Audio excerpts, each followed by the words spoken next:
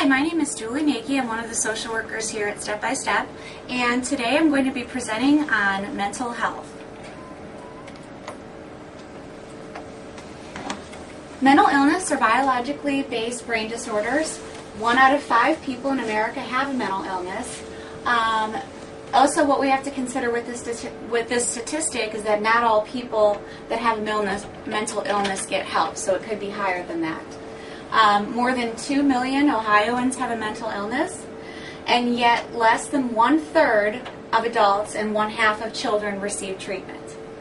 A mental illness cannot be overcome through willpower and has nothing to do with a person's character or intelligence.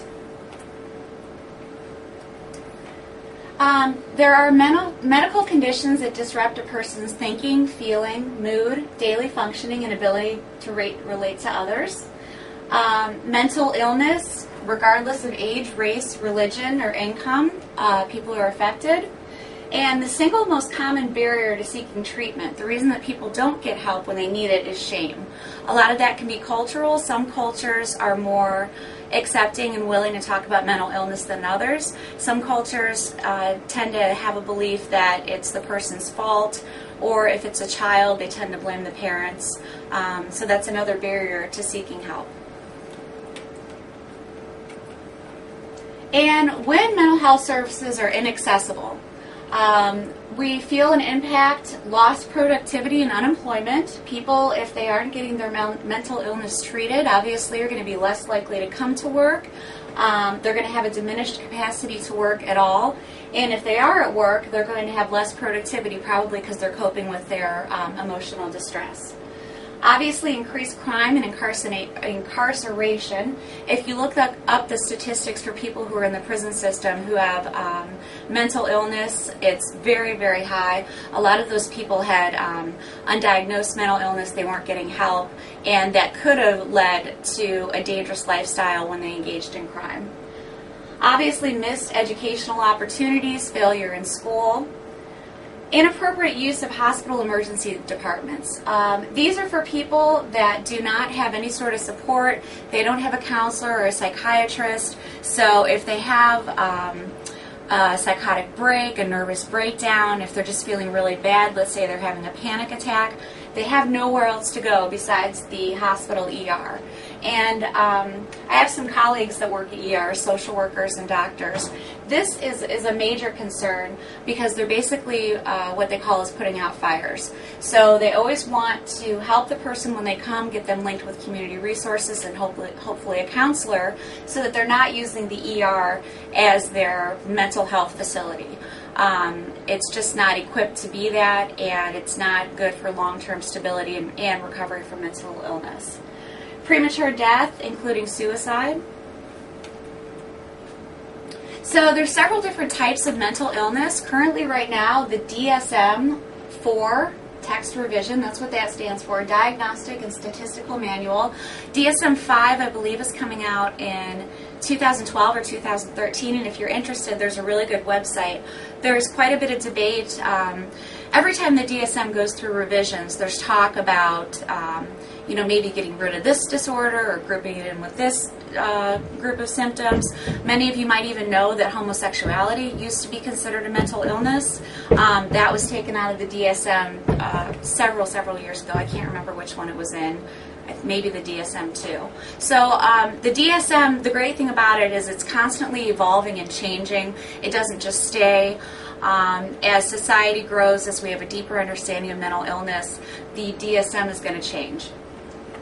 Eating disorders, I jumped. So adjustment disorders are usually some kind of depression or anxiety that affects somebody for about 6 months. Usually it has something to do with some sort of major life change or trauma, a death in the family. Sometimes if people are relocated due to their jobs, they'll have what they call an adjustment disorder with anxiety as they cope with the move. And everybody has, at different points in their life, episodes of anxiety or depression.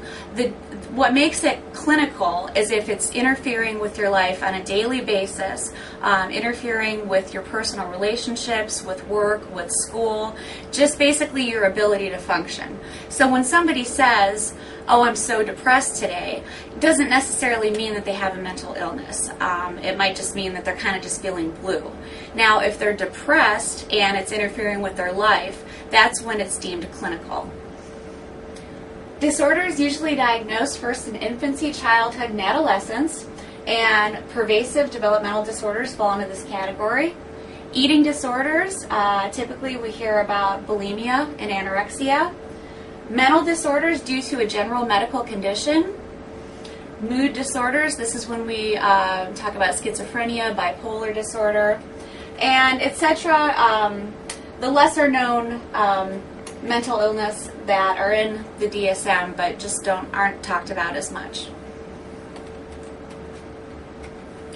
So for an anxiety disorder, anybody in their life has probably felt a lot of these symptoms. Maybe you were taking a test and you felt panic, fear, uneasiness, maybe uncontrollable obsessive thoughts. But again, what makes it clinical is if it's interfering with your life on a day-to-day basis. If you feel anxious and you take a test and then the test is over, that's just one isolated incident. Ritualistic behaviors, we tend to see a lot of this with obsessive compulsive disorder, repeated hand washing. A lot of people that have OCD have to line things up. Some people, they have to go through the same routine over and over again. If for some reason the routine is messed up, they have to start back from the beginning. Some people, it really presents in a lot of different ways, but it tends to be, the rituals tend to be pretty hard for somebody to overcome. And the rituals work temporarily because they decrease the obsessive thinking. Some of these people, how they described it to me is their thoughts get caught in a loop and all they can think is shut off the light, shut off the light, shut off the light. So instead of just shutting off the light, they have to do it maybe 10 times in a row to feel a decrease in those obsessive thoughts. Problem sleeping, cold or sweaty hands, fidgeting and inability to be still and calm, numbness or tingling in the hands or feet. A lot of people who have anxiety disorders, especially if they've had a panic attack, they will feel the tingling. Some people even feel like they're having a heart attack if they're not familiar with a panic attack, if they've never had one before. They can feel nauseous and also muscle tension. Okay, so the different axes, 5 levels relating to different aspects of the disorder or disability. So Axis 1, this is where we're going to see the autism spectrum disorders that we treat here at Step by Step. Classic autism, pervasive developmental disorder, and Asperger's. So these are clinical disorders, major mental disorders, and learning disorders. Now here, most of our consumers, but not all, also have some level of intellectual disability. You'll see here that it's referred to as mental retardation. This is a phrase that is really being replaced by intellectual disability. It's the more proper thing to say. So always try to say that instead of mental retardation, although that is an acceptable term. And then you'll see here, although developmental disorders like autism were coded on the Access 2 in the previous edition, these disorders are now included in Access 1. So if you ever read on the internet or you have some knowledge about autism, there has been a debate about whether autism is so many things at the same time. Is it a mental illness? Is it an intellectual disability? Is it a medical condition? Is it neurological? So that's interesting to read about, and I think as part of that debate is the reason that they took autism spectrum disorders and moved them up here to clinical disorders. And then Access 3, acute medical conditions and physical disorders. A lot of our consumers tend to have seizure disorder as well. You would include that in this category.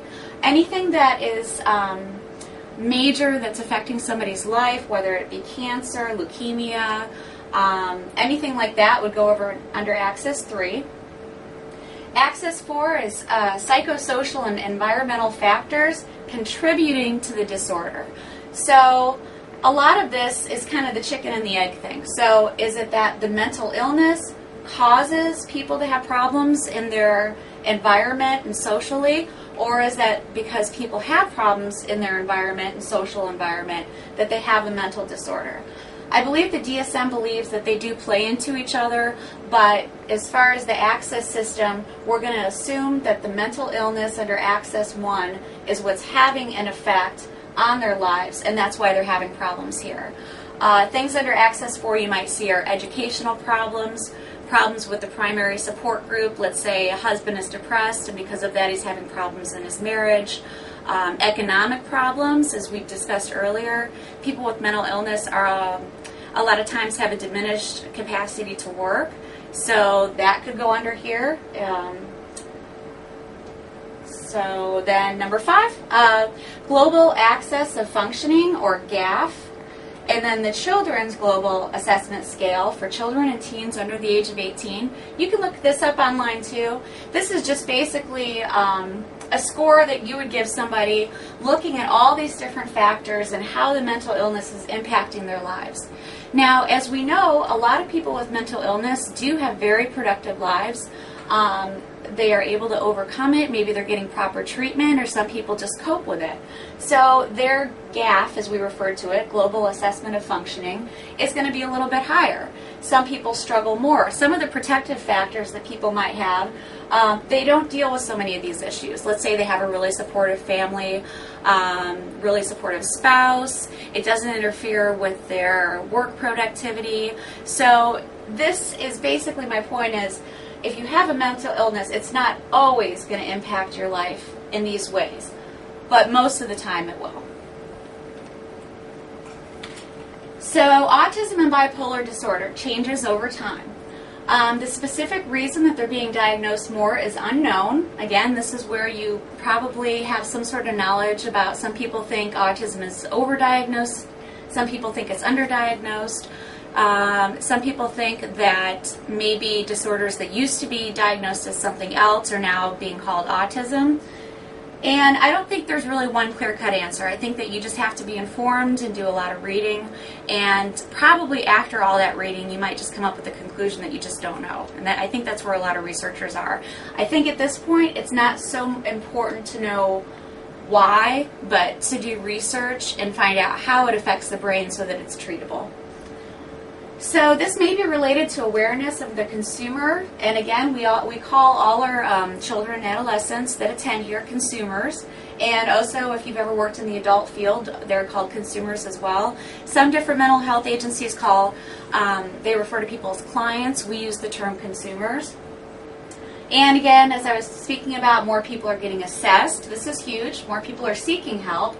Perhaps there is an overdiagnosis of autism going on, or perhaps there's a decrease in stigma. Perhaps parents that wouldn't have had their child taken in, they kind of felt like something was off, and they were hesitant to go seek that diagnosis. Maybe now that they know there's so much support out there, that they're more likely to go out and get an assessment. And I think, too, there's definitely a decrease in stigma. Autism parents, parent support groups and things like that, advocacy groups, I think are really getting rid of a lot of that shame and blaming parents. Historically, parents, especially mothers, if you go back into the 50s and even 60s, people who had schizophrenia, their mothers were referred to as refrigerator mothers. And it was thought that the mother was cold and unloving, and that's why the child became schizophrenic. We know now that that's not the case at all. So, again, autistic disorder, we have that at step by step. These are the 3 diagnoses that we treat: pervasive developmental disorder, NOS, not otherwise specified, and Asperger's disorder. Mostly, depending on what building you're in, I'm in the adolescent building. I don't have any consumers with this disorder, with Asperger's. And I would say 95% of mine have classic autism. This tends to be for maybe younger children. They don't fully meet the criteria for autism, although they suspect that it exists.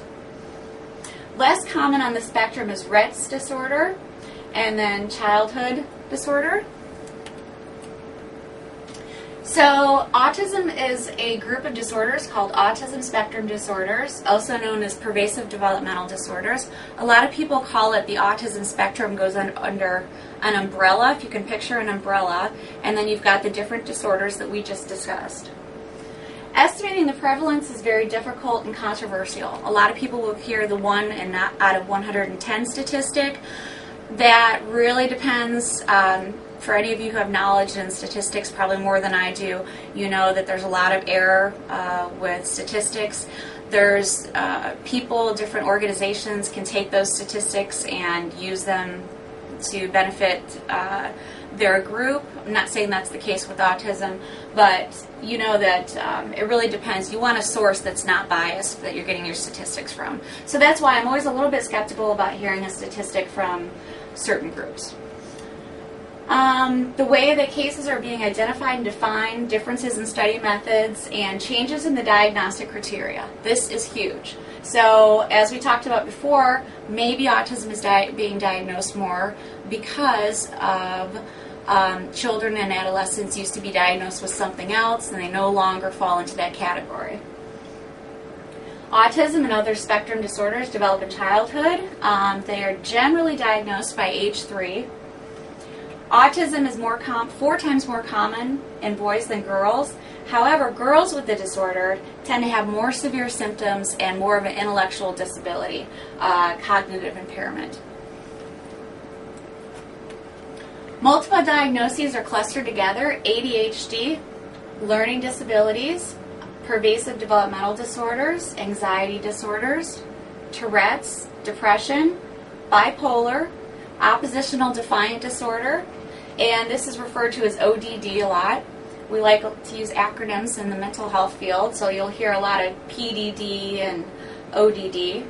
General auditory processing disorder. So these disorders tend to exacerbate each other. They kind of play off each other. A child may have ADHD and a learning disability. This is a good example. So again, it's kind of the chicken and the egg thing. They have a poor attention span, which makes it harder to learn, but then they have a difficulty learning, which makes it harder to concentrate. So that's challenging. These disorders can imitate each other. An anxious child might look distracted, and this can be confused with ADHD. A lot of parents want to make sure that they're going to a psychologist or a pediatrician. We prefer a developmental pediatrician who has more knowledge about these types of disorders and really gets a clear-cut diagnosis. It's not unusual for parents to, it's not common, but it's not unusual that parents will get one diagnosis for their child and then go somewhere else. Maybe the person is more respected in the field, more knowledgeable, and will say, well, actually, that's not the diagnosis. Like in this case, your child doesn't have an anxiety disorder, actually it's ADHD. And the way that they cope with the inattention and the inability to concentrate looks like anxiety, but in fact it's not. So when you are working with somebody with a mental illness, especially here at Step by Step, you always want to show sympathy. I prefer the word empathy. To me, sympathy is kind of where you're putting somebody below you and you're thinking, oh, poor you. Empathy is when you have somebody on the same level and you're thinking, that must be really hard what you're going through and I really care about you and I want to help you. It's more of an equal relationship. So I prefer the word empathy. Excuse me. We want to show our consumers respect at all times. We do not want to speak about our consumers as though they're not there.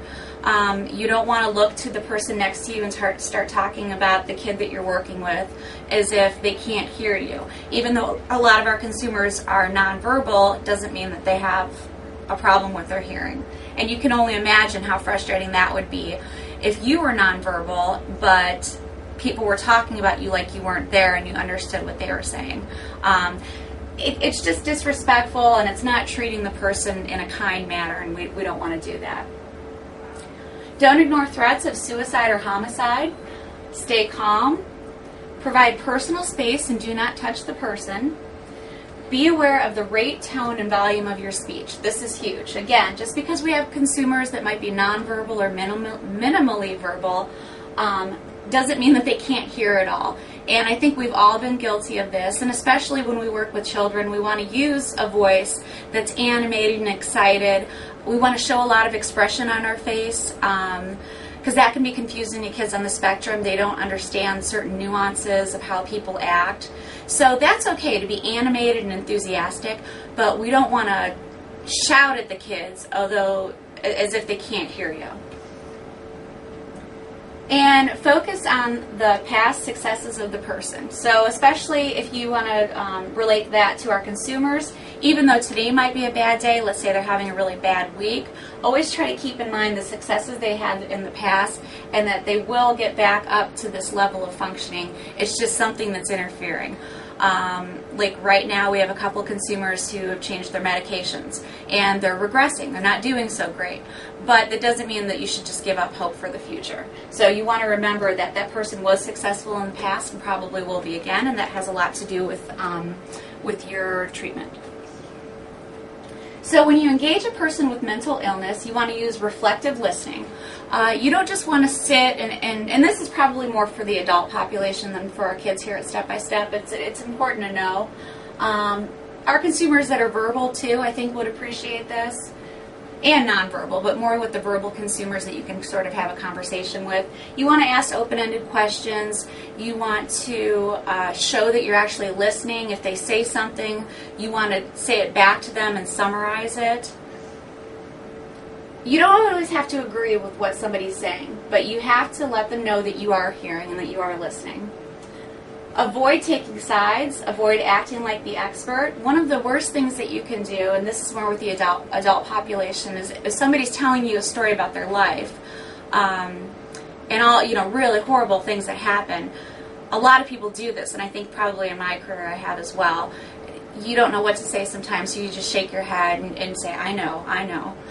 You don't know, and that's the thing. Even if you have a consumer or a client in a private practice who is so much like you that it's amazing, they've gone through the same things, you're not exactly like that person. Mental illness, every person that has mental illness deals with it differently. It's had different effects on their life.